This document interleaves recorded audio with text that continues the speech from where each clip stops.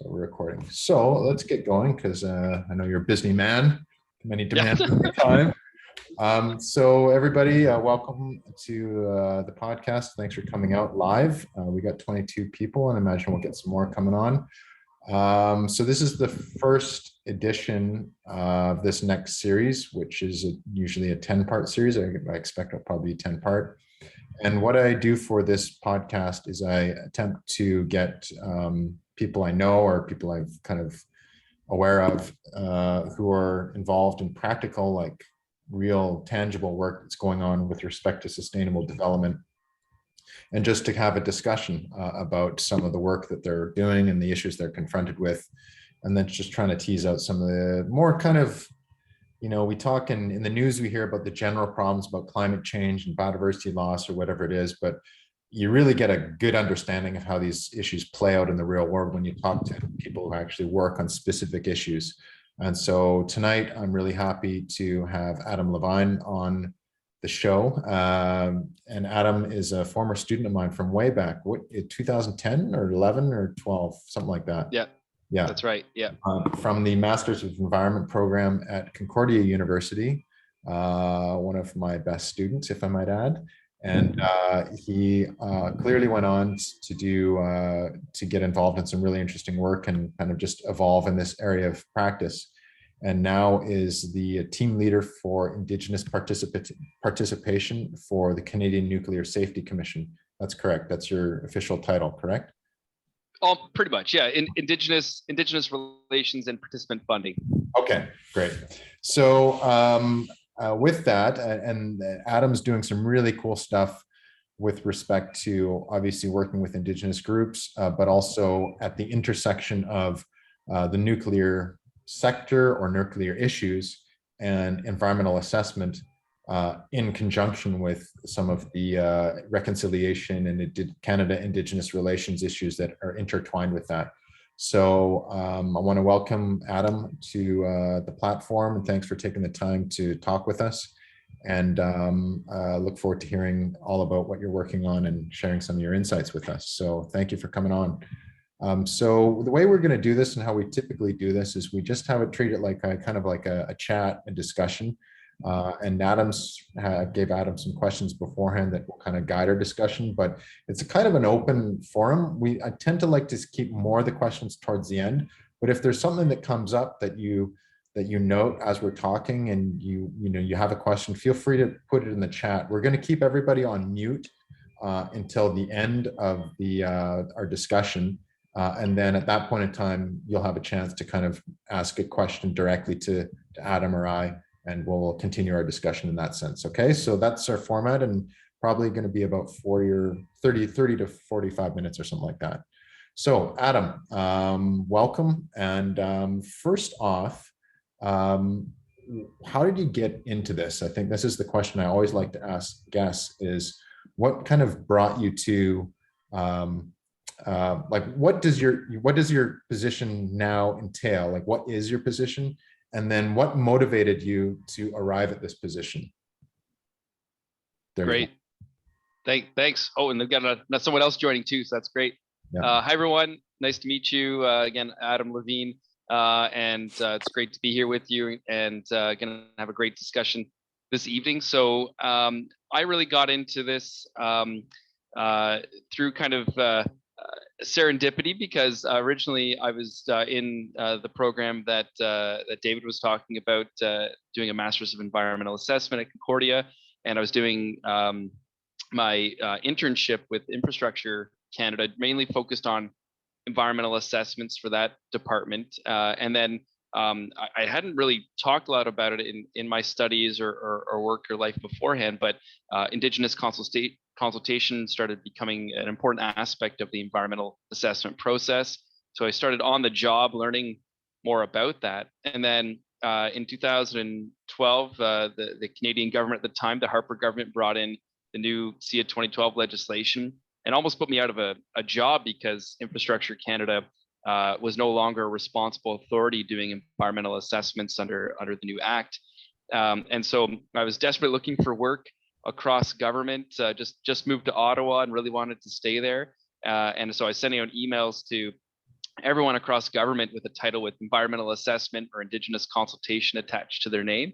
And I happened to get connected with my current director, Claire, who said, "Hey, I work for the Canadian Nuclear Safety Commission, and someone passed along your note and your name, and we want to see if you'd be interested in working for us." So I joined them on a part-time basis as a student over a decade ago, and then within a few months they made me permanent, and I've been there ever since, moving up the ranks, and now I lead the team that I joined, and so I never intended to actually really focus my career on Indigenous consultation or Indigenous matters as with regards to environmental assessments and sustainability issues. I was really focused on environmental assessment, which was a big passion of mine, but ended up falling into this spot and really loving it and really being able to grow with it. And it's really sky's the limit with it, because it's become one of the most central aspects of major projects, regulatory processes, and environmental reviews. Okay. Now, I recall when you're in the program, did the education that you were getting there, or even previous to that in your undergrad, did that kind of move you in this direction? How useful has it been? Like, I mean, this is a question a lot of these folks on this podcast are either in a program or have been in a program. Do you find that some of the stuff that we covered in that course or other things like really kind of has benefited you in terms of what you're working on now? Yeah, 100%. I mean, I would say more so the master's program, because it was very specific. And that was the reason I chose it, because I did my undergrad. I did a BA in psychology, and it was just more of a general BA, kind of just trying to figure out what I was interested in, what I wanted to do for my career. And then I traveled for a year and a half and lived overseas. And then when I came back, that's when I was like, okay, I want to go back to school, but I want to do something practical that would actually land me a job and be useful in my career. And that's where I found the Masters of Environment program. And I found that really practical, because it actually had that component where you actually get an internship at the end and maybe a job. Right. So I found the actual coursework and the assignments we did super practical, because I ended up working in environmental assessments. And it was fascinating because in my first year of the program, we had to choose, go on the CIA registry, the Canadian Environmental Assessment Agency registry, and choose one ongoing environmental assessment to study and critique or whatever. And so I just searched and I randomly chose this one called Ontario Power Generation's Deep Geologic Repository for Low and Intermediate Level Radioactive Waste Project in Ontario. Okay. And I was just like, oh, that sounds kind of cool. And so I chose that one, and I did a whole critique on it. And then like 3 years later, I was actually working on that project on the EA. So, I mean, direct link to the work I was doing, and I still use a lot of the skills and things that I learned in the program today. As a side note, and I remember that assignment because like I think I assigned that one, but what I love about the Canadian Environmental Assessment Agency is the fact that they this is like this repository of all former and current environmental assessments that are ongoing. So if you're interested in that stuff, you can go and read to like, it would take you forever to get through all the material on that website, right? So you can get into the real meat and potatoes of it. So fast forward from that to today, there's a lot of kind of in the nuclear industry is, as you are well aware, has a lot of kind of, in some cases, baggage, in other cases, just perceptions about it, negative or positive. What do you deal with in terms of like, what does the Canadian Nuclear Safety Commission do as its core kind of existence as raison d'etre? And then how does that relate to what your specific role is in terms of the environmental component of that? Awesome. Yeah. So the CNSC, it's been around for over 75 years now. It used to be called the Atomic Energy Control Board, or AECB, back in the day, and it was created at kind of the dawn of the nuclear era in Canada, which started in the 1940s with development of Chalk River Labs just north of Ottawa in Ontario.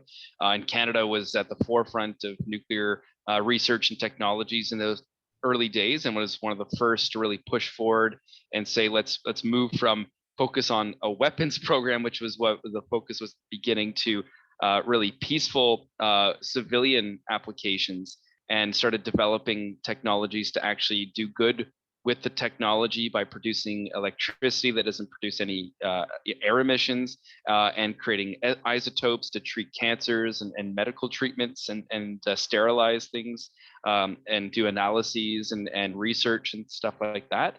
And so Canada really helped turn that corner in the world, after World War II, and Canada decided to create a separate body that would oversee all nuclear activities in Canada to ensure they were being done safely, and that they were protecting people, and state secrets, of course. And then in 2000, Parliament enacted the Nuclear Safety and Control Act, or the NSCA, which created the modern CNSC as we know it today. And added a few new pieces to our mandate, which is around protection of the environment, which was never really much of a focus in the early days, which was kind of the, how things were back in the 40s and 50s and things like that. But added on protection of the environment, protection of workers, protection of people, and ensuring that we are being transparent and engaging the public, and also upholding our international commitments to the peaceful use of nuclear technology. So to ensure non-proliferation of nuclear weapons around the world, and doing that to ensure the safety and security of Canadians and people around the world.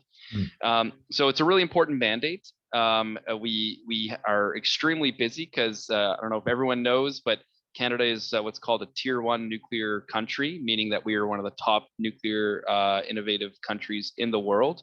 We invented our own nuclear reactor system called the CANDU reactor that's being used all over the world.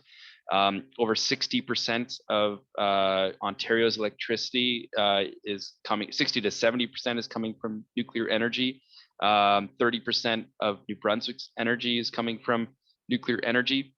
And overall, globally in Canada, 25% of our baseload energy comes from nuclear energy. And we have the entire life cycle of nuclear activities in Canada, from uranium mining. Saskatchewan's one of the top uranium producers in the entire world. And we have research reactors in every province at every university, pretty much. Every hospital has radiation devices. So we have over 3,000 different licenses that we manage. There's a core set of those, couple hundred, that are called Class 1 facilities, which are the big nuclear facilities. So that's where my role and my job comes in. Is I work on a team that is responsible for ensuring that for every major license application that comes before our commission, so we have a commission tribunal separate from us as staff that makes the decisions on behalf of Canadians on whether to grant a license or not, or to approve an environmental assessment or not for a nuclear project or facility. And so we're responsible for consulting Canadians and Indigenous nations and communities with every license application that comes before our body, and making sure that it's going to meet all of our requirements, which are internationally benchmarked.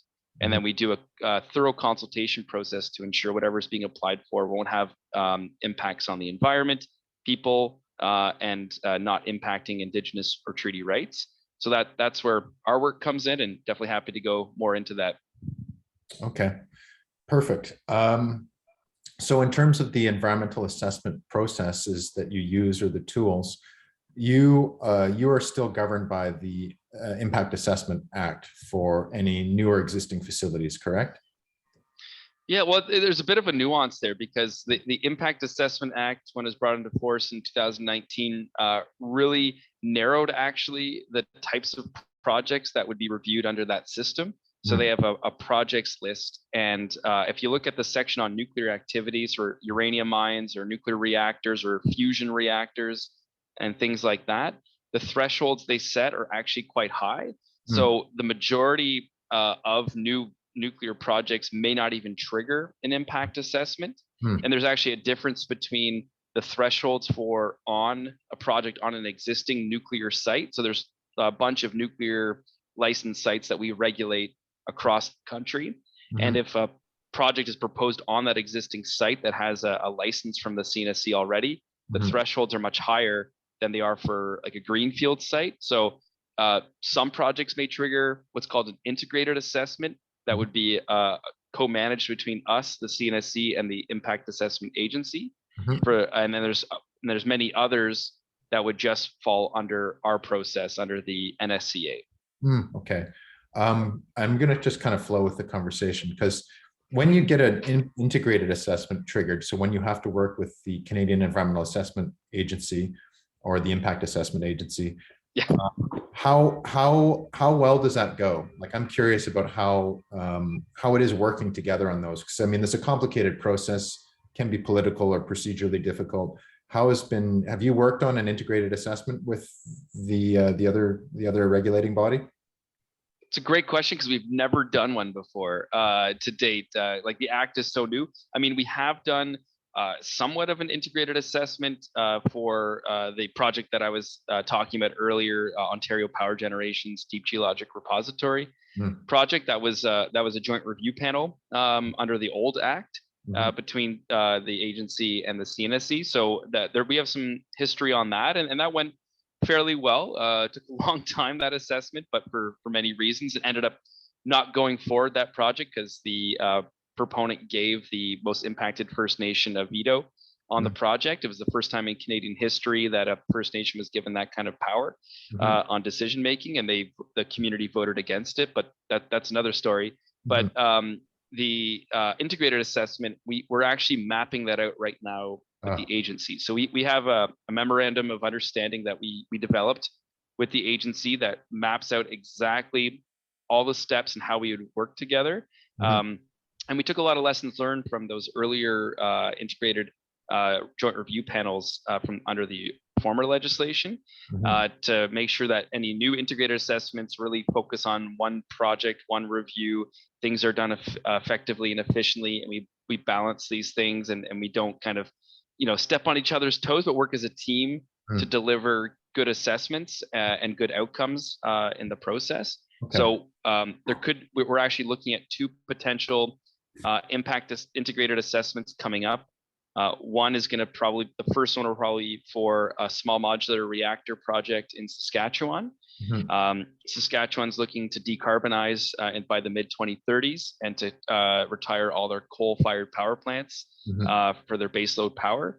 And a huge part of what they're wanting to do to replace that generating power is to put nuclear reactors called small modular reactors. And they're going to apply for that soon, and they probably want to build up to 4 units. And that would trigger impact assessment. And there's another one for going to be the largest infrastructure project in Canadian history, called the Nuclear Waste Management Organization's Deep Geologic Repository for Used Nuclear Fuel.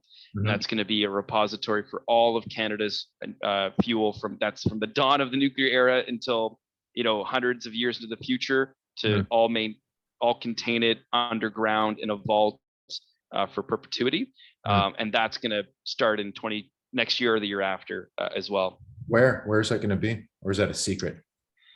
Oh, it's not a secret. Well, I mean, we don't know yet, because they've been whittling down to find a willing host community, because so they're looking at 2 things: the proper host geology, that the geology is correct for something that has to last and be contained for 1 million years, and also that is socially acceptable. So they've whittled it. It's been going on for over a decade now, this process to find the host community, and they've whittled it down now to 2 potential sites in Ontario. One north of Lake Superior in a place near Ignace, Ontario, and then one in southern Ontario called South Bruce, near the Bruce Peninsula. And so next year, the Nuclear Waste Management Organization is going to announce which site they're going to go forward with, and then they'll enter the impact assessment process after that. Okay. Now, with respect to the actual impact assessment processes that you would use, or you are partly contributing to with your work, the majority of the impact assessments that you're doing appear to be below threshold. So these are non-triggered federal events, right? So you use your own methodology within the CNSC, correct? Correct. Yeah. Okay. And how does that differ from the federal system?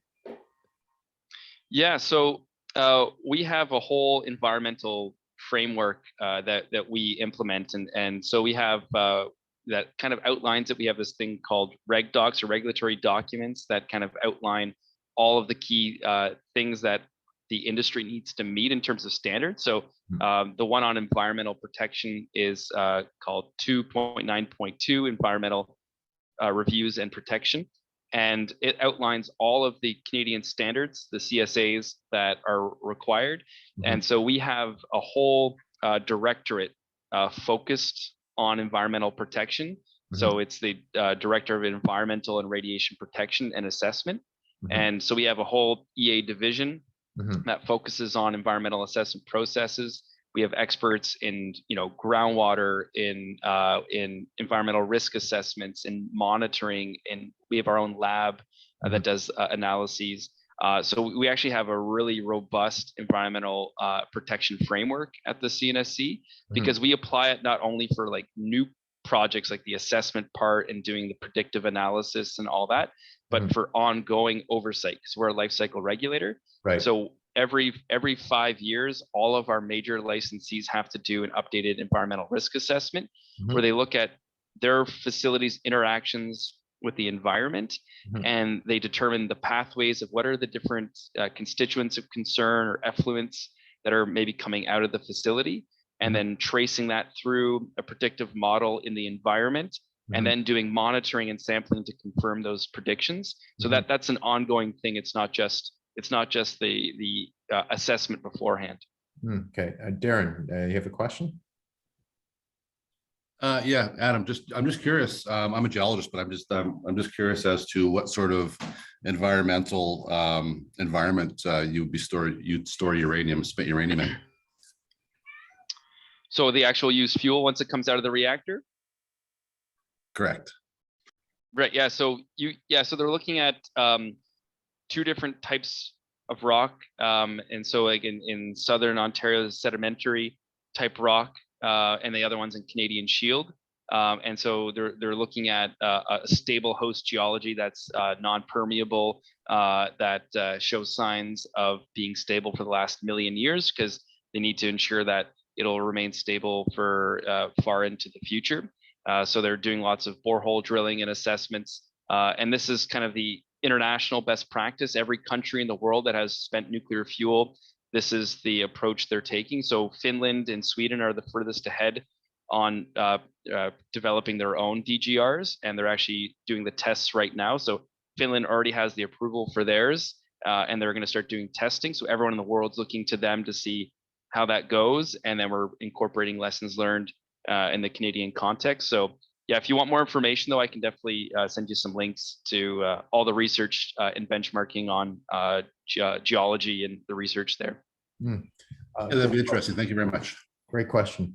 So Adam, in terms of your ongoing regulation or oversight of licensees and so forth, what kind of environmental management tools, like you've mentioned environmental risk assessments, but do you look to see whether some of these groups have an EMS in place, like ISO 14001 certified, or what are the types of tools that you use and what you expect to be used by these different organizations you have responsibility over and with regard to environmental quality and human safety?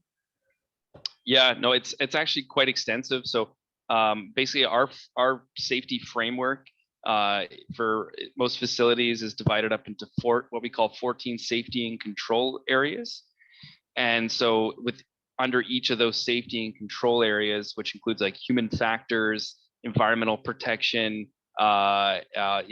operating procedures, et cetera, like seismicity, you go through the whole list, and it's kind of then going to be defined on the type of facility, because each type of nuclear facility is very different. Like a nuclear power plant is very different than a uranium processing facility versus a uranium mine. So there's different regulations and requirements that we adapt to each type of facility based on its the risk profile and the type of materials being managed. And so then you have underneath of those things, under like radiation protection, et cetera, you would have standards and codes and different things that then they would need to apply. So there's probably like probably 1,000 different things that the licensees need to adhere to. And then we have inspections. So we have for all the major nuclear facilities, like all the nuclear power plants, we have actually inspectors who work on site every day. And so they do walk downs to the site. They have a list of all the different things and different codes and standards and practices they need to check. And they do interviews, they'll check systems, they'll get readouts from data from different systems. And then we also then bring in subject matter experts in different fields. Many of the people that work in our organization are PhDs, world-renowned experts in different things like geology, as an example, or hydrogeology, seismicity, all these things that will then look at the program documents from each of the licensees, do their assessment, make recommendations. So it's pretty thorough. That, like, just to back up of kind of like not knowing much about the nuclear sector, like you're saying, like when I started working at the Cnsc, I knew nothing about nuclear technologies, and I had all that same kind of background information about just hearing things about all the major accidents like Chernobyl and stuff, and nuclear weapons, and watching The Simpsons or whatever. And then when I started working for the CNSC, it's like, oh my God, like it's unbelievable the amount of rigor and really and I'm someone that pokes at something. Like I want to make sure that it's being done right and transparently, not just like government saying, yeah, we're doing stuff, but not really actually in the background. But you really see that the passion of the people ensuring safety for Canadians, and it's really impressive. Okay, great. Now you kind of hinted at my next kind of question, which is, what do you think the role of government is now, and how much? I want to just add to that because I don't know how much international interactions you've had thus far. You've mentioned that you have colleagues in Sweden and Finland, and you look to other jurisdictions for best practices and so forth. But really, it seems as though the role of the government, at least in Canada, is primarily for health and safety and safe functioning of these facilities. And what is the role of the government? Is it purely as a regulator, or is it also to encourage other aspects of innovation, and how might that differ in other jurisdictions? Yeah, great question. So in Canada, we have a very unique setup compared to other countries in the world in terms of our regulatory approach. Some countries mirror us, others have different regulatory approaches for nuclear.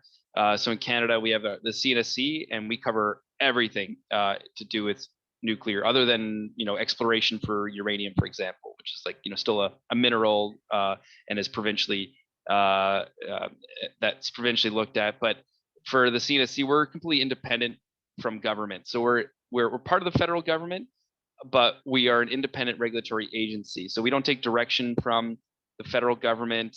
We don't report to a minister. We actually report through the Minister of Natural Resources to put our different reports to Parliament.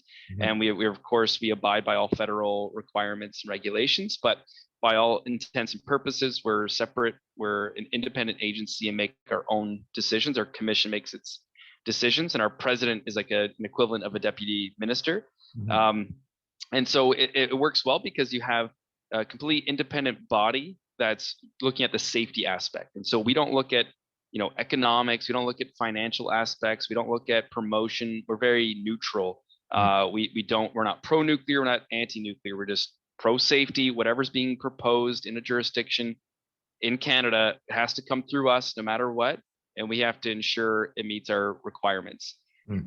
But then you have other parts of government like Natural Resources Canada, Atomic Energy of Canada Limited, that are there to help spur on innovation in the nuclear sector and promote nuclear technologies as a solution to combat climate change, reduce greenhouse gas emissions, help with hydrogen production and many other applications. So we stay arm's length from that because we want to make sure that our decisions and recommendations are solely based on science and facts and the safety aspect. And just to the point about internationally, so we're part of a whole cohort internationally through the International Atomic Energy Agency.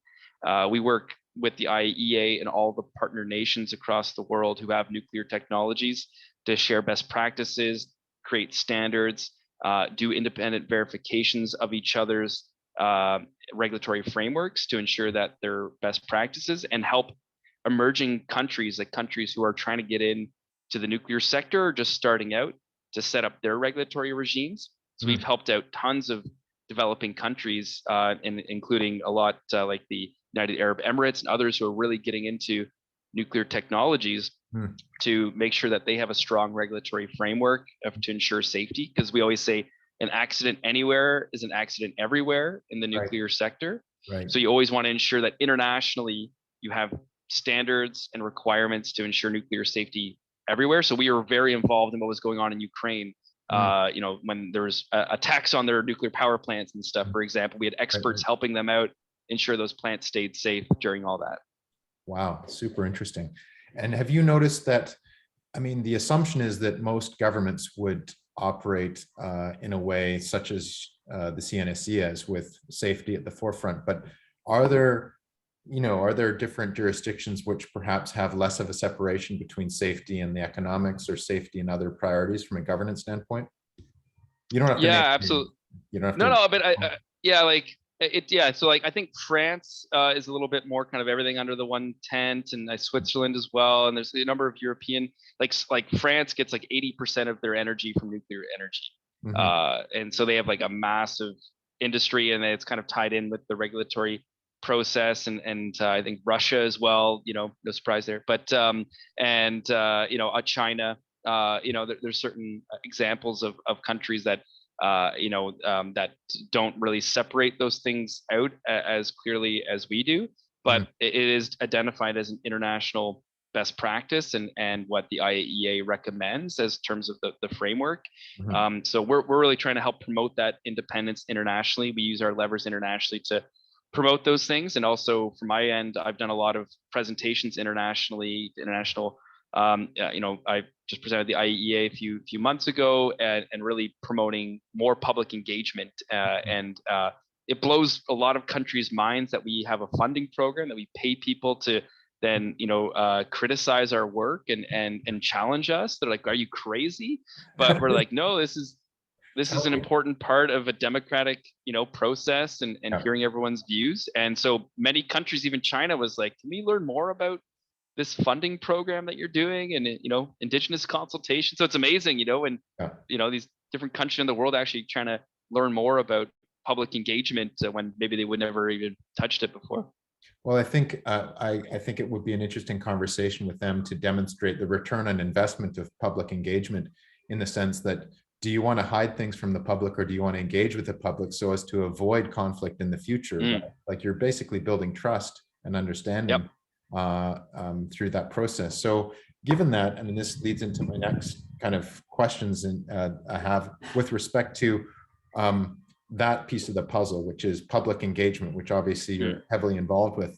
Now, as you've mentioned, the nuclear industry doesn't exactly have the best reputation across the board in terms of like safety and so forth, and in terms of perception. And what are some of the stickiest kind of things that you deal with, or the most common kind of misperceptions or perceptions that you encounter, and how do you deal with that when you're in the role that you have? Yeah, no, that's been one of the most fascinating parts of the job so far. And one of the reasons I've been in the role for about, you know, 10 years now, ever since I left the Master's Environment program. And I find that a big challenge and super interesting, because whenever I talk to the public, Indigenous communities, if they're new to nuclear, the first thing we get is, what about Chernobyl? What about Fukushima? What about the bombs? What about these accidents? And what about the waste? You know, you get slammed with all these things, and people are very emotional about it, and they're very important points. And so instead of just being like, that's, you know, that's international stuff, that's history, that's whatever, you engage and be like, look, let's talk about all those things. Let's talk about, you know, what, you know, that those are things that occur, but what actually happened there? What were the consequences? You know, and how does that compare to other things going on in the world? And then putting that in the Canadian context of then saying like, look, you know, yes, there's been incidents internationally for various reasons, and we can talk about that and what the consequences of those were. But in the Canadian context, we've never had an accident. We were actually one of the first countries in the world to have a reactor go critical and be connected to the grid and create that technology. And so, we've been able to harness this incredible power for, 70 plus years and never had an incident with it, because of, Canadian transparency, know-how, and innovation and regulatory oversight. And then talk about, the stringent requirements of the modern nuclear sector, and that you can go right up to a nuclear power plant. You would actually get more radiation, flying out to from where I am, Quebec City to Vancouver, than you would spending a whole year standing right next to a nuclear power plant. Or if you're standing right next to the fuel waste bundles that are very radioactive, but they're all contained safely in dry storage containers at the sites. You can walk right up to them. You can stand right up to these massive containers, and you get no dose because of the shielding. So to then understand that radiation is something that is all around us, and is one of the most well-known elements in the world with all the studies gone on, and know where there are health consequences and when there are not, and that our regulations are so strict that the public dose that you could get from any radioactive materials in Canada are orders of magnitude below any beginning of signs of where there could be health consequences. And you start putting that into context with everything else. You're like, okay, now people start then usually leaving those conversations with me or my colleagues being like, I may not be pro-nuclear, which is not our job, but at least we feel safer, and that's our goals. I feel safer. I feel like I'm able to parse out some misinformation or hyperbole that's been spout out, and I'm actually able to get facts and credible information from a credible source, and have a real dialogue about it, and get the emotion and all that out of it. So it's always interesting. Dialogues goes different ways sometimes, but we usually land in that place. So I think I may have included in our course way back, but I'm curious about some of the kind of tactics or strategies, because you said it goes in different ways. And I presume sometimes those ways are not the greatest of ways. Like there's a bit of, outrage, right? Or excitement about some of the issues. Now when I was studying this stuff a long time ago, I had a professor that introduced me to Peter Sandman's work, and I may have used it in our course, his model of outrage versus a hazard. So the actual hazards versus people's emotional reaction to that hazard. Are there any kind of bodies of knowledge or experts or methods or frameworks do you use for risk communication as opposed to actually quantitative risk assessment, if you know what I mean? That's definitely been an evolution at our organization, because when I started, and still today, it's a very scientific, technical organization, and you got a lot of people who love numbers, models, analyses, and they'll just spit stuff at you, show you different diagrams and models and linear non-threshold models and theories and all these things. That's good for a certain crowd, but for most public consumption, it's not great. So what we've tried to do is really break it down, use things like videos, walking. The only thing that I found really works is actually going to visit the sites. So if you can get up the courage to go and actually go into Chalk River Labs, or go to a uranium mine, or go to a nuclear power plant, and the licensees are usually pretty open. Like I've gone on lots of tours and stuff, and we bring a lot of communities on tours, and you actually get to then ask all those questions and see it and understand and see that all these people work here, they all live in the area, they're all healthy, they get tested regularly, they have dosimeters on, it's all very regulated and clean and monitored. And so that kind of image and experience really kind of gets through some of the misinformation and other stuff, because just hammering people with numbers, and then you get into this, well, I have this scientist and I saw this I Googled this and found this report versus that report. And,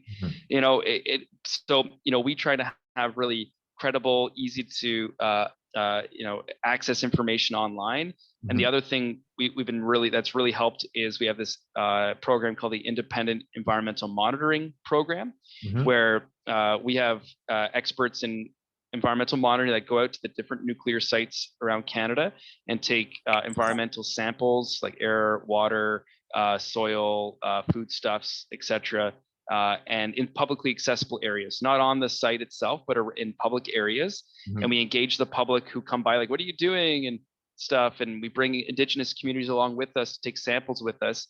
And then we have our lab that does the analyses, and we put that up on our website, where you can then click on the different icons on like a GIS system and see, you know, it says what we found there, what we were testing for, and how it compares to background, or how it compares to standards and like quality guidelines and things like that.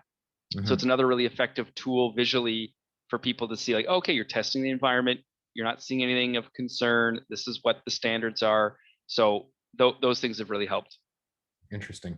So you touch on an interesting point there with respect to the actual analysis and monitoring of thresholds and so forth.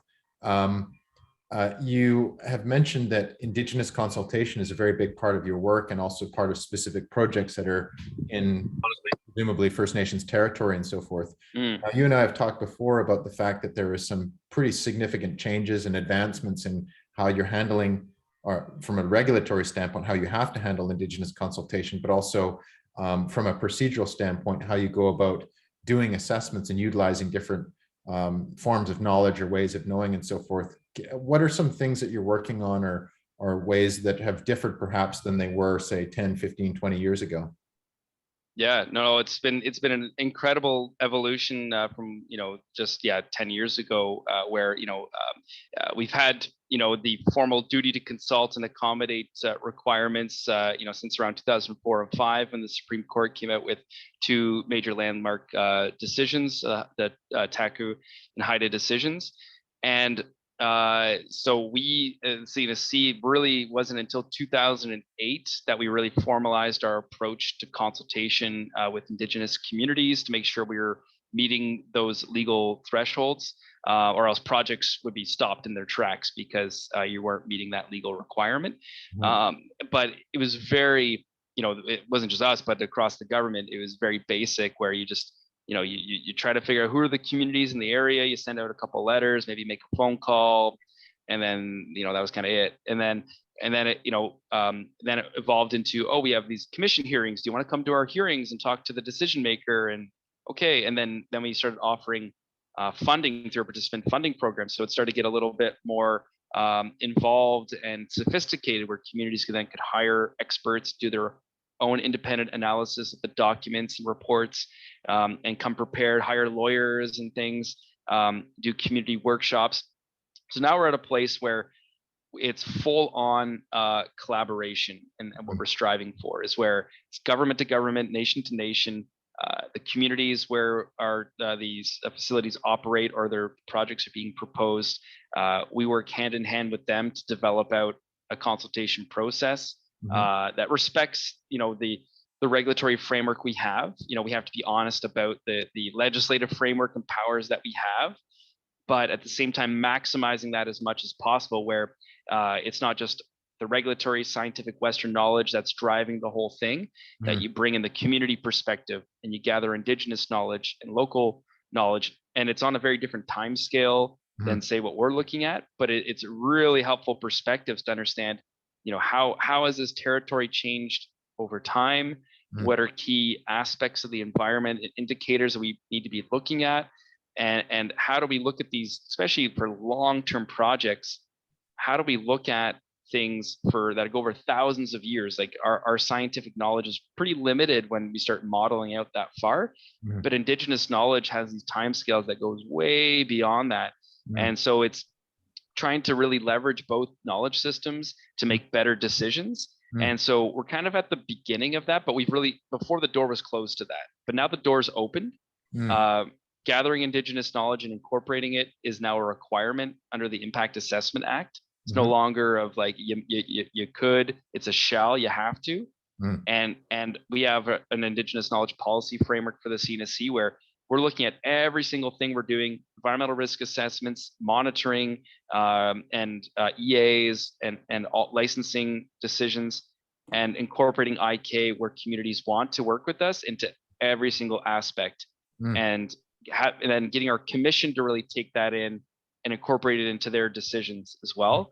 So it's really exciting because especially for this big, long waste management projects, you need the Indigenous perspective and the Western science to have sound decisions that are going to last for thousands of years. Very, very cool. So in the literature there, this is something I've been working on for the last couple of years, is they tend to make a distinction between science, if you want to call it Western science, just say science, Indigenous knowledge, and then local knowledge, meaning that local knowledge doesn't necessarily need to be Indigenous knowledge. It can be, say, local, like resource user knowledge, like say fisher people or whatever. Do you make a distinction between that in your framework, or is it mostly like local / Indigenous knowledge together and then what science over here? Yeah, like we would definitely differentiate a little bit between like Indigenous knowledge and say like local knowledge, like the like local fishers or whatever. It depends on the situation, but yeah, Indigenous knowledge really is unique to Indigenous peoples and has a particular role, and it's being passed down from generation from thousands and thousands of years in many cases. So but local knowledge also is extremely important and valuable as well, and that's why like we're actually building up a whole stakeholder relations team. So like there's in my division where we used to be a different division. Now we've created a new division called the Indigenous and Stakeholder Relations Division, and where we have our Indigenous Relations team, which is the team I lead, and then they're creating a whole other team which is just being built up right now. That's going to be fully focused on stakeholder relations. So local people, municipalities, environmental NGOs, etc., to get make sure that their perspectives are fully brought into the process. And so but then the science piece, we have lots of expertise in that, and so that's never a concern. But the key is we're trying to bring it all together and help influence each other. So basically, we've created a system where we're going to take in the Indigenous knowledge. We're going to then make it into an accessible format for our scientists and subject matter experts, so that when they're doing their technical reviews, they can read this and have the technical information, but also the Indigenous knowledge. And a lot of people use this term called two-eyed seeing, where you're looking at it from both lenses of the science and Indigenous, traditional ways of looking at things, which really helps put more rigor just in what you're assessing. Yeah, it tends to, at least from what I've seen so far, create a more comprehensive understanding of a given situation. And there's actually some really good studies that have shown things that have been missed taking purely a scientific approach, and then things that have been captured when there's been an Indigenous knowledge perspective brought into the same assessment. So one last question on that, or at least another question. On the Indigenous knowledge side of things, there's been, at least again in the literature, there's always been a hesitancy about like the inclusion of IK, and it's like, we'll just pull in some IK here, and then we'll see if it contributes anything. And in some cases, some hostility towards that, and almost an appetite to critique it based on some sort of rationalist approach, right? This traditional kind of like Western approach of science being the more credible and systematic approach to solving a problem or addressing a phenomenon, which, as we've seen through studies, is not the case in most cases, in fact. But on the validation side of things, like validating science, we know that, like we do, verification of models and looking at multiple hypothesis testing, peer-reviewed process, et cetera, et cetera, et cetera. On the Indigenous knowledge side of things, how have you dealt with the evaluation side of it? Because some people, from what I've seen from the most kind of at least reasonable and credible scholars, is they suggest anyway, as a best practice, internal validation on the Indigenous side. Like they will provide what they view as the valid Indigenous knowledge interpretation of the situation. How has that played out for the work that you guys are doing? Yeah, so it's always a tricky one, because we don't want to necessarily dictate how communities manage their knowledge and manage the wisdom that they get from their elders and community members and things like that. But also we want to make sure that there is a rigor to it, and that we're not just getting hearsay and things like that as well. And so today our experience is that, at least for major projects like EAs and things like that we're working on.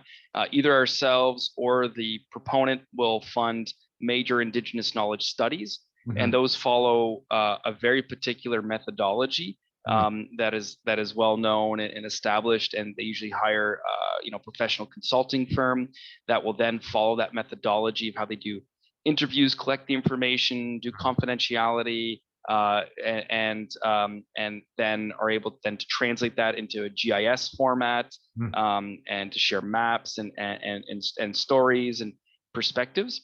And then what we do is we review all that. If we have questions or something's not making sense to us, we're not questioning every single thing someone said, but like just there's some inconsistencies or whatever, we'll go back and ask for clarifications. And then we create what's called a what we heard report. So because sometimes they're very dense documents, like up to 200 pages, and it's a combination of traditional knowledge and wisdom, and future predictions, or just concerns or stories, or like it's a whole mishmash of a lot of different things, or land-based use and other things. So then you got to kind of triage that out. You don't want to distill it all down to kind of just value components and really just take all the life out of it. But you want to break it down to this is, and reflect it back to the community and be like, is this what you're trying to get across to us? Are these the key elements or things that you're trying to get across, the key concerns or things you want us to know as the regulator? And then you can have a dialogue about that to validate with them. And then we can then take that to our specialists, be like, this is kind of the key things that they want to communicate. And then they keep that in mind, and then make sure that they're using that as part of their work. So, you're still including it in the system, but you're trying to keep it whole and have it, valued and weighted as equally as science. But at the end of the day, our scientists and experts still have to make their recommendations based on their knowledge, expertise, training, everything.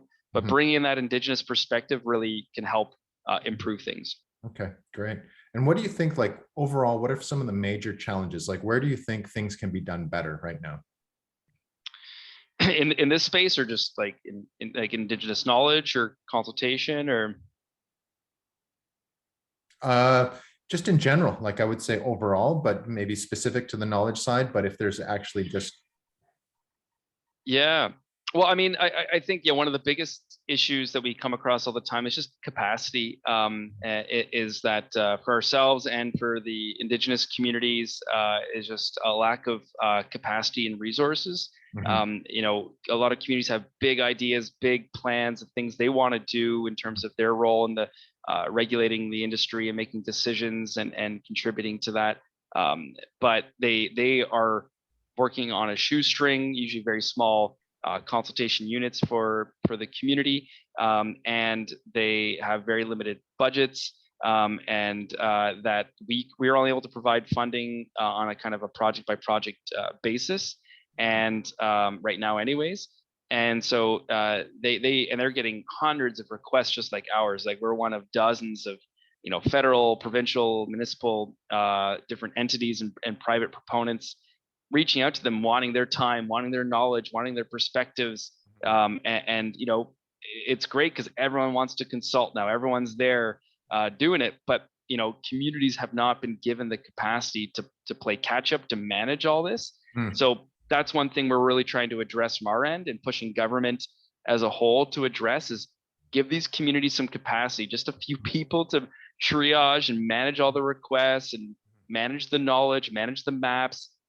Get them some basic capacity. If not, then it backfires, because you start sending all these requests to communities and they get inundated with stuff, and then it just makes them angry because they're just like, because our deadlines we're like, we gave you a month, it was tons of time. What are you talking about? They're like, we literally just picked up this letter 2 days ago and our deadline's tomorrow. So that's one of the biggest challenges all around. I'm gonna take in some questions right now. Thanks for that. That's really helpful. Michelle, do you want to unmute and ask your question? You've typed it in the chat, but it'd be good to have some people just jumping on voice. Shoot, floor is yours, Michelle. Can you hear me? Yep. Yep. I've got a little bit of a dodgy connection. Mm. Hi, Adam. It's great to listen to you. I was just wanted to say it's great to hear that you're applying traditional ecological knowledge with modern science for these kind of results that you're talking about. I think that the difficult task of reconciling traditional ecological knowledge with modern generations of policymakers is really vital, but I would like to hear more from you on how you see this becoming the norm when it comes to decision-making for organizations, especially ones like yourself dealing with these big issues.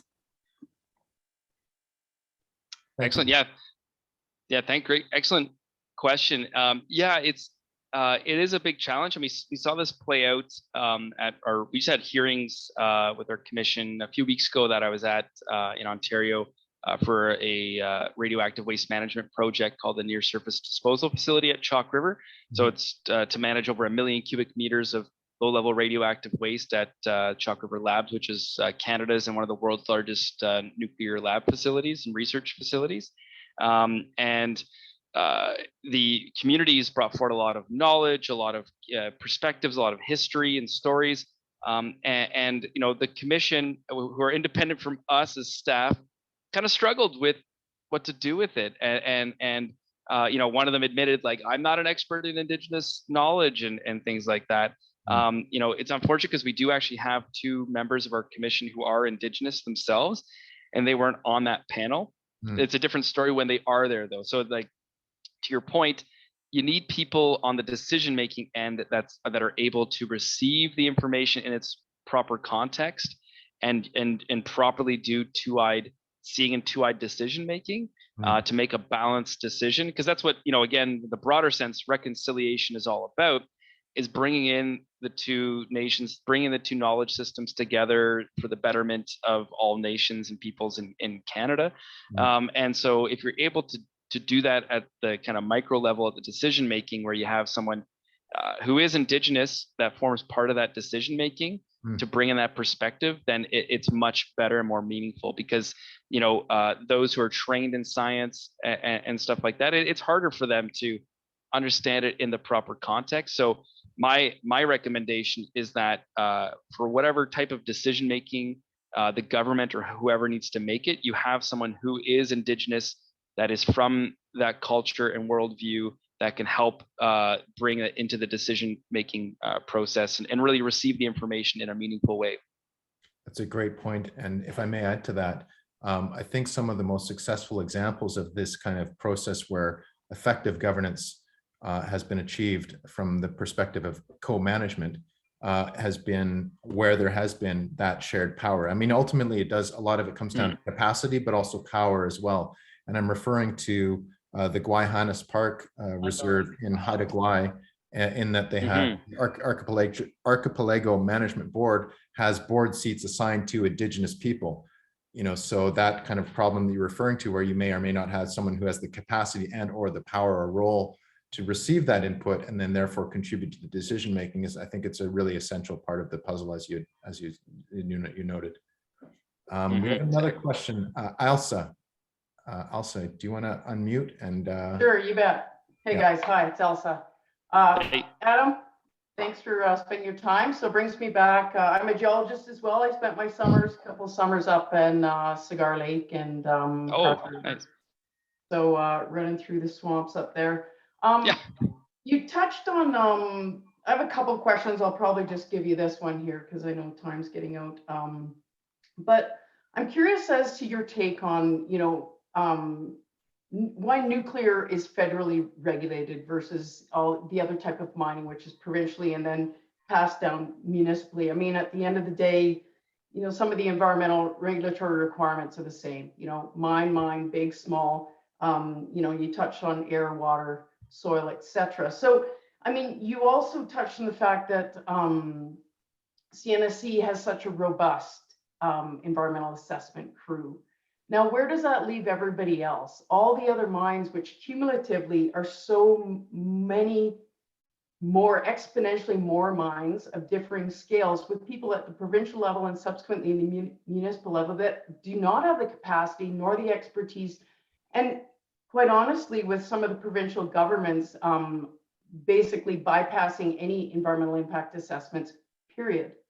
Just green lighting it. So you're dealing with people that are not technically knowledgeable, have no capacity, have not invited Indigenous partners to the table at all, that are green lighting mines. So I just wanted to get your take on that, because as a federally regulated organization, you have probably the luxury of funding and such a robust team. So where does that leave everybody else?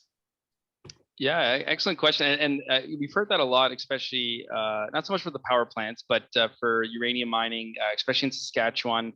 We've heard that a lot from Cameco and Orano and the province of Saskatchewan, that the uranium mines are heavily overregulated compared to their risks and other conventional mines.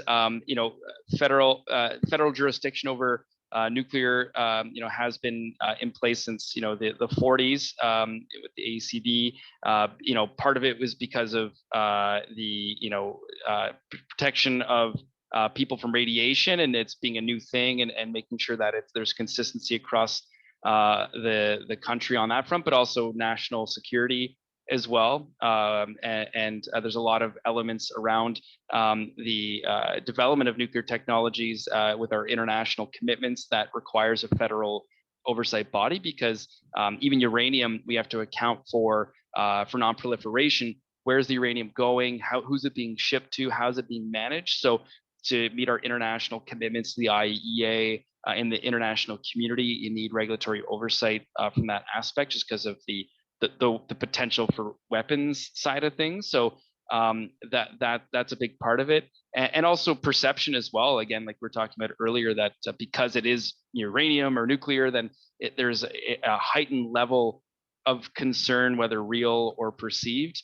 around that, and so it requires additional oversight and scrutiny. So those are a lot of the reasons that go into why it's federally regulated, but there's aspects that aren't, like naturally occurring radioactive materials or NORM, as well as the exploration for uranium, which is provincially regulated as well. But in terms of where that leaves others, I mean, I prefer always looking at it from it's better to lead by example, and really explain the benefits of doing more and doing proper environmental oversight, doing proper engagement. I work a lot with our colleagues in the province of Saskatchewan. They have a very different approach to Indigenous engagement than we do. And often it causes conflicts, because we're talking to the communities and they're like, where's the province? We don't hear from them. Can you talk to them for us? And we often have to be that conduit to the province for these communities, but we try to get them talking together, and we've had some success on that. And we've really seen Saskatchewan turn the corner, looking at us as an example for their plans around small modular reactors. Like they want to go big on this, and they really want to do it right, to decarbonize their system and bring in nuclear technologies into their grid. And so they've created a whole secretariat, and a big part of it is around engagement with the public, Indigenous communities. So they're upping their game to meet our standards. So if others are behind, then I know resourcing's an issue for sure, but it's well worth the money to do the right thing.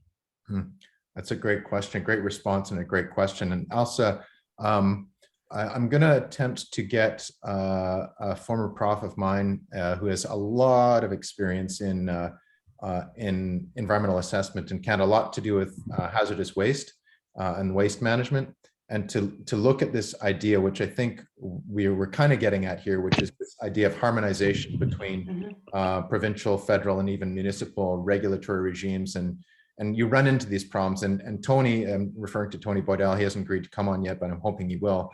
And Tony, I mean, I know what he'll say. He'll say, right, we've been talking about harmonization for the last 30 years. But it's a topic that I think it will never stop, because due to the nature of the federation in which we live, it's just the nature of our government, right? And we're always going to have these issues. And I think with reconciliation becoming such a priority, I think that amplifies it. I think it really can push us in a direction that can encourage more of that effective collaboration. And I think Adam's example of what they're doing in Saskatchewan is a good example of an agency federally that is helping to facilitate that in an effective way, and kind of like showing the benefits of consultation. So we've got another question here from Kieran. Kieran, you want to unmute? Thanks so much. Hopefully you can hear me. Yes, go ahead. Great. So hopefully my question kind of builds on some of the discussion. And my question is based around trust building and relationship maintenance with Indigenous partners from a longer term, let's say, sustainability perspective, and sometimes from an Indigenous perspective, they care about looking after the next 7 generations. And so when you're dealing in an environment where Crown consultation might be project-based, your funding might be project-based, you're dealing with consultants trying to be, frankly, gifted Indigenous knowledge, and then having that translated to project decision makers or evaluators. What are for you, Adam, kind of the key factors or challenges or considerations around maintaining longer term trust and relationship maintenance with Indigenous partners, especially when your organization is responsible for the life cycle nature of projects and developments such as these that you've been talking about? Awesome question. Adam. Yeah, awesome. Yeah, no, seriously, that great question, Kieran. So yeah, that is something we started really getting our heads around in 2018, I'd say. Where we started looking at, because before it was really project specific, where we'd reach out to communities, we consult on this and then that, and then we're realizing that we were coming back to the same communities like multiple times, but with like different people, different angles. We're like, whoa, it's not working well for the relationship, for building trust and all the things you're talking about. So our team did this whole analysis where we looked at all of the major nuclear facilities we currently regulate and where new nuclear projects could be proposed, and who are the key, Indigenous communities most directly affected. And so we came up with a list of about 100 different communities represented by around 45 different, groups or organizations, or, how they, conglomerate sometimes, et cetera. And so then we created this long-term Indigenous engagement strategy, and where we then wanted to go to each community or organization, however they're grouped, and say, look, like you're saying, we're a life cycle regulator. This facility here is going to be here for 60, 100, 1,000 years or whatever. We're going to be here in some form or another as a regulator overseeing this for the long term. You've been here for thousands of years, and you're going to be here for into the future. So it makes kind of sense for us to have a relationship and meet regularly.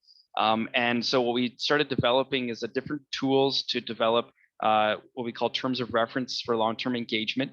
And so we've been actually signing these types of agreements for with a number of different Indigenous communities.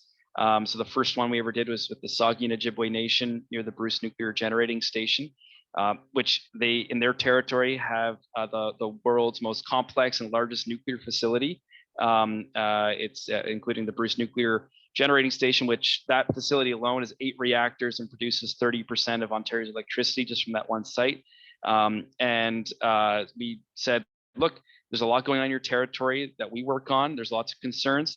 So let's meet, monthly. Let's have a steering committee and a governance structure and a working group. We provide funding on an annual basis to cover this work. Let's do collaborative monitoring together, Indigenous knowledge gathering, workshops on different topics, community engagement and communications. And so we piloted that out with them, and it's extremely successful, where we went, say 8-9 years ago, very adversarial, the relationship, all about lawyers, all about, impacts to rights and trying to shut down the facilities, and really not liking us, to being really in partnership and presenting things together and presenting things to manage their, chief and council together, and seeing us as a trusted partner in ensuring protection of the environment in their communities. And we've now done that. I think we have about 7 or 8 of these agreements now. We're trying to get more funding and resources to expand that. But that model's really, really working well. Awesome. Sounds like a great path. Thanks so much. Thank you. Great question, Kieran. Thank you very much for that. Does anybody else have any questions? I know we're pushing our time, so I don't want to keep Adam too much longer. It's okay. I got time. It's not too bad here. Scott. Hey guys. Hey.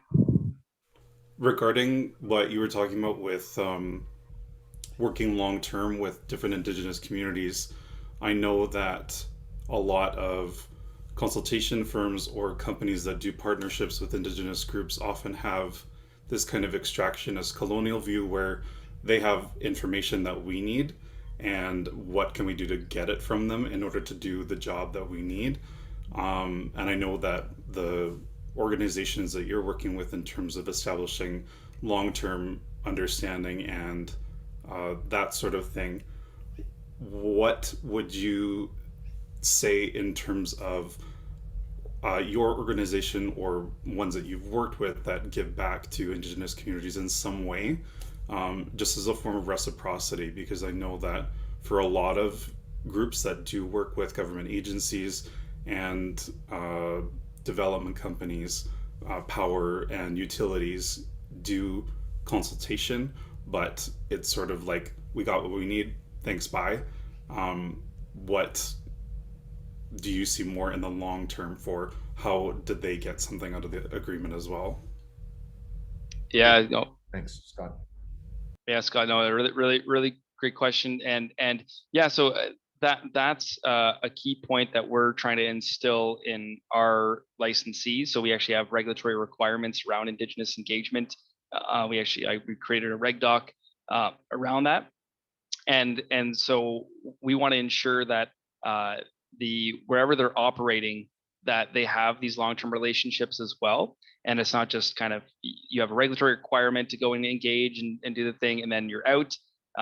The expectation is that on an ongoing, regular basis, you're in the communities, you're engaging with them, you're bringing benefits to the communities.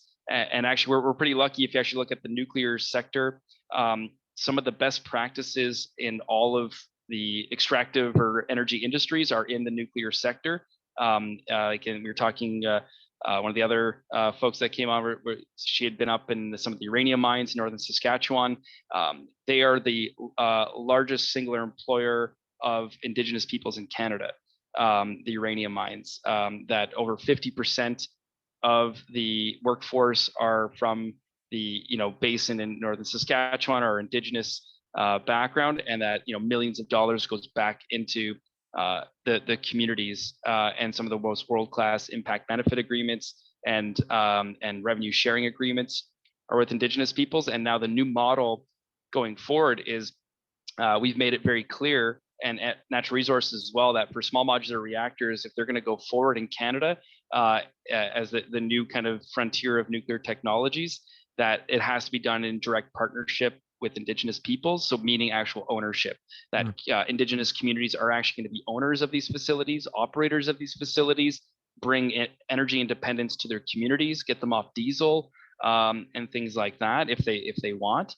And so that is a huge part of what we're trying to work on, is ensuring that it's not just a one-way street, that it's actually a two-way meaningful relationship, and that we are committed to the long term as well. So we're not just in and out and that's how things were done in the past, but we're trying to change that approach in narrative.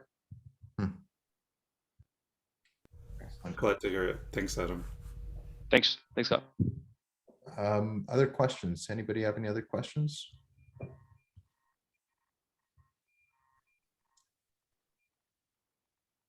I'll throw one out there then, Adam. And it's kind of building on what you were talking about in response to Scott's question. Innovation and what is the next horizon for nuclear technology, also in conjunction with the Pan-Canadian Framework for Climate Change, mitigation of greenhouse gas emissions. Where do you see things moving in the next, let's say, 10 to 15 years with respect to what's happening in terms of the sector, technology-wise, but also the regulatory requirements and the social shift towards decarbonization? Yeah, excellent question. So yeah, it's obviously a huge focus of the current federal government and most provinces and territories, is how to decarbonize, and looking at a full sector approach. Some jurisdictions are way further ahead than others. Like if you look at Ontario, they were able to almost fully decarbonize their energy sector. A huge part of it, again, was because of the refurbishment of nuclear reactors, and they were able to shut down all their coal facilities, and was seen as kind of one of the single biggest mitigations for climate change in North America, was shutting down all those coal plants.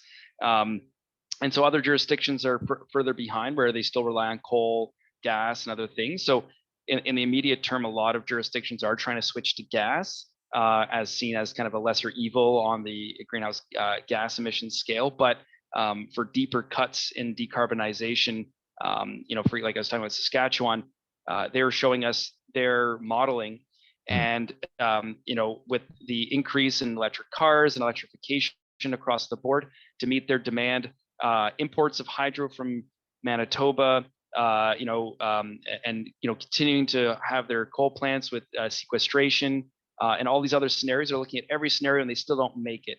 So by their 2050 targets of like complete deep decarbonization. So that's when they turn to, okay, we don't have the hydro resources. Solar and wind are good, but we can't ramp up enough, and there's not enough storage to be able to manage the base load. So that's when they're turning to small modular reactors as something to integrate with their renewable systems as well. And so that's kind of where a lot of jurisdictions are looking, is this integrated approach where you have kind of an all the above and for different purposes. So you have like, small modular reactors or nuclear technologies as kind of the workhorse in terms of base load. And then you have wind and solar for peak, and expanding that. And then, looking at hydro where you can get it, but most places hydro is being tapped out and is not, necessarily 100% green either. So, there's no kind of silver bullet in any of this, especially in the Canadian context and some of the vast differences across the country in terms of energy resources and needs. So that's what we see from the federal government, is like supporting everyone in their specific jurisdiction with the goal of deep decarbonization and getting to net zero. And so nuclear technologies are really picking up in that conversation. The thing that's always holding it back is public perception, waste management, and social acceptability. And so we're trying to do our part around that piece to ensure an effective but an efficient regulatory process. And we're doing like harmonization across the world, because the UK, US, Russia, Japan, most countries on the world are looking at these technologies, SMRs, as a cornerstone of their decarbonization efforts. So like China wants to take off most of their coal plants offline or replace it with nuclear. And so we're trying to help the world then accelerate that, so that make sure that we have a common assessment of the technologies, make sure that they're rock solid safe, and but then they can be deployed very efficiently in what's called a fleet approach. So one example, then I'll stop, is and the oil sands in Alberta. They have their Pathways to Net Zero initiative. And one of their cornerstones is looking at small modular reactors for both power and steam for their in situ processes and mine operations.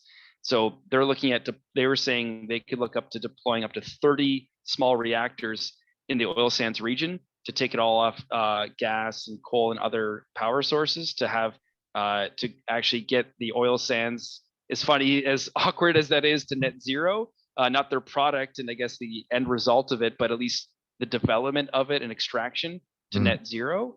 And reactors, small modular reactors were a huge part of what they're looking at doing. And so we're trying to get ready for all that, because we feel there's a tidal wave of projects coming our way that we have to get ready in the regulatory system for.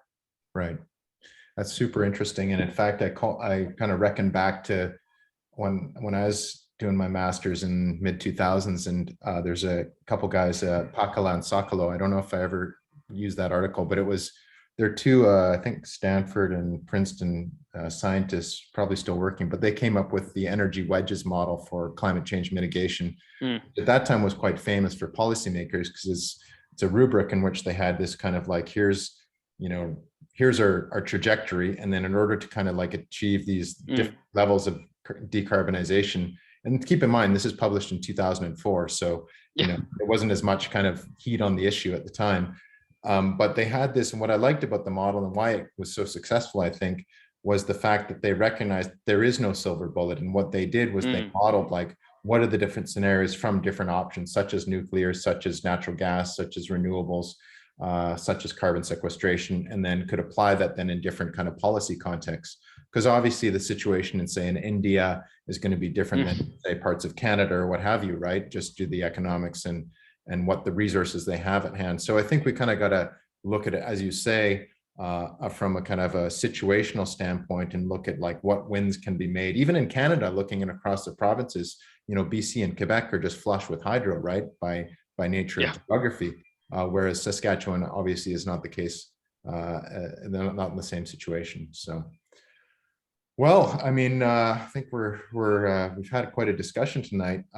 Does anybody have any further questions? I've learned a lot tonight, and I'm really thankful for Adam, for you to taking the time to talk with us. I think this is a really, for one, it's inspiring to see that, you know what it's like when you're in university and taking courses and stuff, and you hear all this stuff and you're like, yeah, okay, that's cool. But then when you get someone like yourself who's out there doing it, it's a different story, because it's like, this is actually what is happening on a day-to-day basis, and where it's real. It's a real thing, like consultation and the impact of reconciliation, bridging ways of knowing and two-eyed seeing in an actual real governmental or governance context. I mean, it's pretty cool to see that actually happening. So thank you very much for taking the time tonight. Greatly appreciate it. You got a dinner coming your way when next time you're in Vancouver, in Ottawa. So, sounds good. Yeah, we'll make sure it's a decarbonized dinner, like whatever. carbon neutral beer. Yeah, there you go. Yeah, we'll try and find carbon neutral beer. So thanks very much for coming out, everybody. Thanks for attending tonight. Appreciate the live attendance. So it's always nice to come to these things live. Although this is also going to be, it is recorded and will be available on YouTube if you want to watch it again, or pass it on to other folks. It will be on the YouTube channel and probably in a day or two. So again, Adam, thanks a lot. Appreciate it. You're doing awesome work. Not a surprise, but I'm still very proud of what you're doing. Hey, thanks so much, guys. It's awesome, and great questions. As you can tell, I love talking, but yeah, my voice is running out of steam here. It's pretty late here, Eastern Standard Time, but thanks for all your time, and happy to come back anytime, and looking forward to having that beer and dinner, David, catching up some more. And hope everyone takes care, and talk soon. All right. Thank you. Thank you, everybody. Take care, everybody. Thanks, everyone. Bye.